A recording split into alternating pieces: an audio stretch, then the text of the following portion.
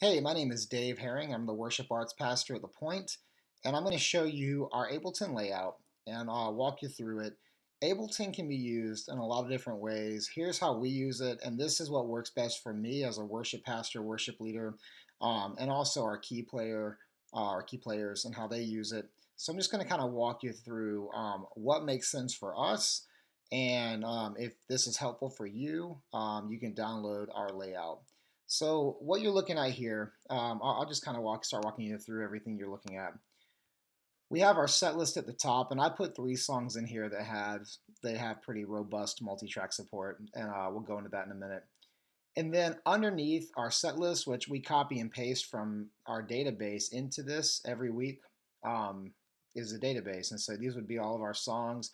We don't necessarily break songs down into like all the different ways you can use it with verse and chorus and bridge and all that stuff because we're not doing too much just spontaneous. We're going to go here. We plan out our stuff pretty well. And so these are our arrangements that we use. And so you'll see on the left over here what songs have multi-track support, either through multitracks.com, loop community, or custom made. So that's what you're looking at here. And we just base like this. You take your song and you copy and you paste it. And then every week we will wipe out what we don't end up using, or we'll just delete that and do whatever. So we're using the same file every week. So okay, let me show you what we're doing over here.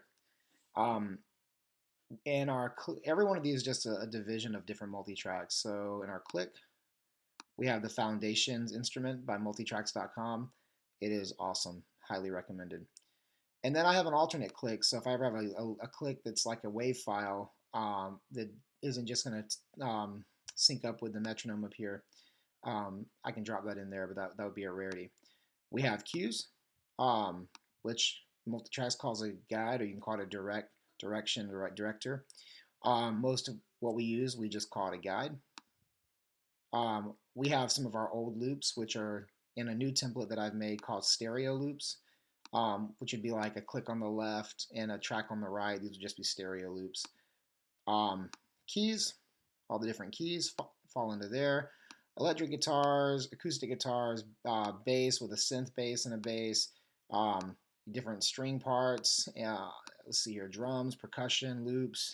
When multitrack provides BGVs, we don't really use these, but I put them in here anyway. And then we have this channel here of ambient pads, which I can trigger off anytime using my Looptimus.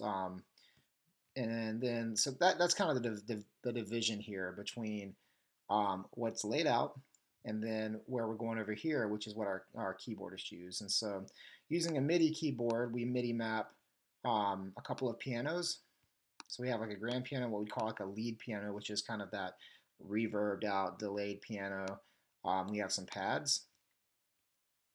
And again, like all of these are mapped out to our keyboard with various things mapped over to them. Let me just click on this real quick. So like this might be mapped to one of the dials on the keyboard. And then we have some ARPs as well. And so ARP pads that are happening here. These can be picked up, the various different sounds from Loop Community's user database or through different resources on multitracks.com.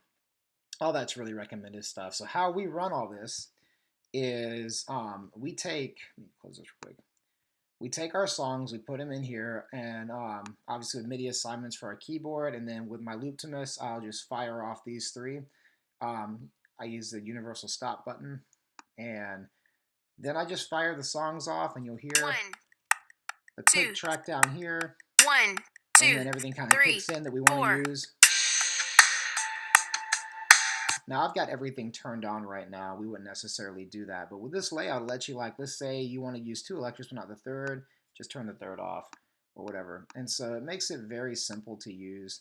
The last thing we do is we use an interface. This is currently just set up for my MacBook, but with that interface, we have up to 8 outputs. And so we have 8 different outputs going to our snake. Channel 1 is always a loop in the queue.